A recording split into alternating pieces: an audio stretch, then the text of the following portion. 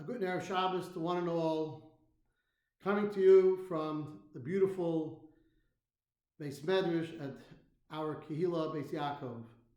Today, Erev Shabbos, Parshas Eikev, August 7th, 2020, Yud Zayin of Tavshin Pei. In this week's Parshas Eikev, the rabbis and many of the commentaries warn us about trampling upon the mitzvos. For Eikev Tishma'un, we should hearken to them, and we should not treat any of the mitzvos lightly. One shouldn't think that this mitzvah is more important than the other mitzvah.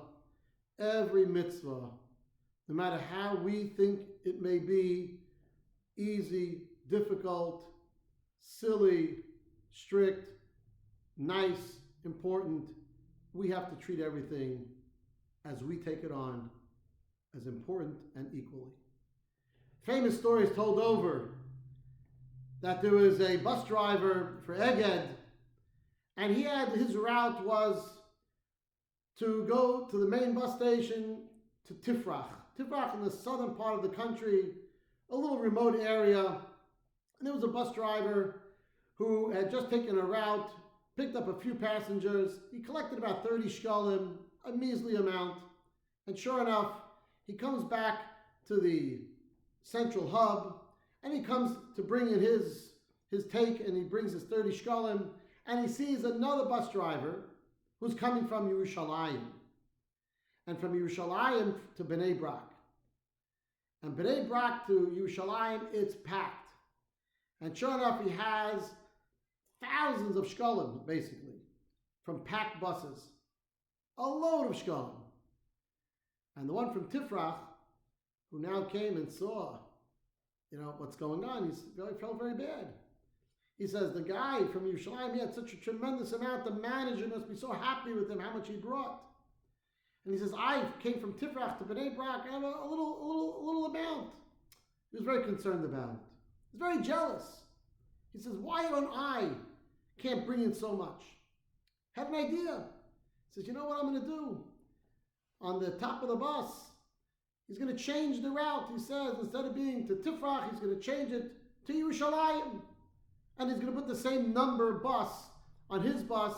And instead of going to Tifrach tomorrow, he'll go to Yerushalayim. And so he does that. And sure enough, he goes to Yerushalayim, and he comes back, and the bus is packed.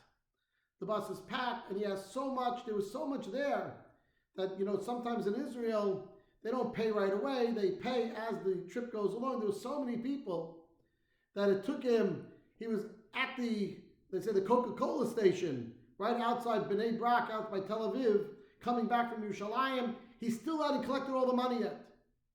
And sure enough, finally comes into the manager. He's so glad. He's so proud of himself. He comes in and he says, look, here's my day's, my take-in from the trip, from my route. So the manager looks at him, he says, wow, he says, was there a wedding? Was there some type of big event that hundreds of people went to Tifrach for, to come and participate? They had such a big amount of people, a number of people came on the bus. He says, no. He says, I did something smart. I have a surprise for you. So the manager says, a surprise? What's the surprise? And he goes and tells him, he says, no, I saw, instead of going to Tifrach, I went to Yerushalayim.